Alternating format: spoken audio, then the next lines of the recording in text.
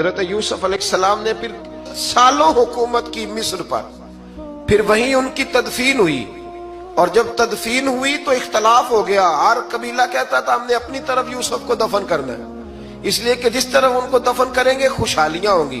پھر فیصلہ ہوا کہ سنگ مرمر کے تابوت میں رکھ کے حضرت یوسف کو دفن کیا جائے، اور دفن کرنے کے بعد ایسی جگہ پہ دفن کیا جائے جہاں سے پانی چھو کے گزرتا ہے، تو ان کو وہاں دفن کیا گیا۔ پانی چھو کے گزرتا تھا، لوگ کھیتیوں کو لگاتے تھے اور مصر سرسبز و شاداب رہتا تھا۔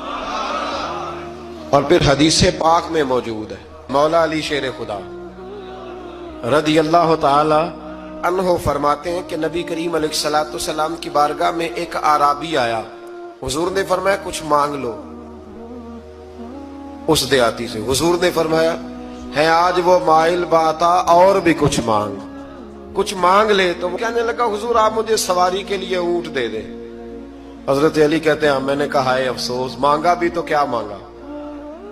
حضور نے فرمایا چل کچھ اور مانگ لے۔ کہنے لگا چلے آنے جانے کے لیے کرایہ بھی دے دے، زادرہ بھی دے دے، کھانے۔ کیا مانگا؟ تو حضور علیہ السلام نے اسے دے دیا۔ تو محبوب فرمانے لگے تجھ سے تو موسیٰ علیہ السلام کے دور کی وہ بوڑھی اچھی تھی۔ کہا وہ بوڑھی کون سی بوڑھی؟ تو حضور علیہ السلام فرمانے لگے رب کریم نے حضرت موسیٰ کو حکم دیا کہ جب آپ مصر سے نکلیں تو حضرت یوسف کی قبر کو کھود کر ان کا تابوت بھی ساتھ لے جائیں۔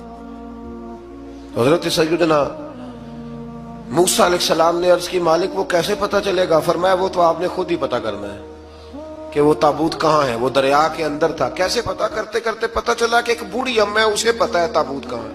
وہ کدھر ہے تابوت؟ تو بوڑھی اماں کو پتہ ہے۔ حضرت موسیٰ بوڑھی کے پاس گئے، کہنے لگے اماں وہ تجھے پتہ ہے یوسف کی قبر کہاں؟ کہنے لگی پتہ ہے۔ تو کہا اماں پھر بتا دو۔ کہنے لگے مفت میں بتا دوں، نبی کے مزار کا ایڈریس اور فری میں بتا دوں، یہ کیسے ہو سکتا ہے؟ تو حضرت سیدنا موسیٰ فرمانے لگے چل قیمت لے۔ طبرانی کی حدیث ہے، حضور بیان فرماتے حضرت موسیٰ کہنے لگے بتا کیا لے گی؟ کہنے لگی مجھے نا جنت میں وہ والا مکان دلائیں جس کے پڑوسی موسیٰ علیہ السلام ہو، میری اور آپ کی دیوار کٹھی ہو۔ کیا عقیدہ کند؟ اللہ اکبر۔ تو حضرت موسیٰ کہنے لگے چل اماں مہربانی کر جنت مانگ لے، اب تو پڑوس ہی مانگنے لگ گئی ہے۔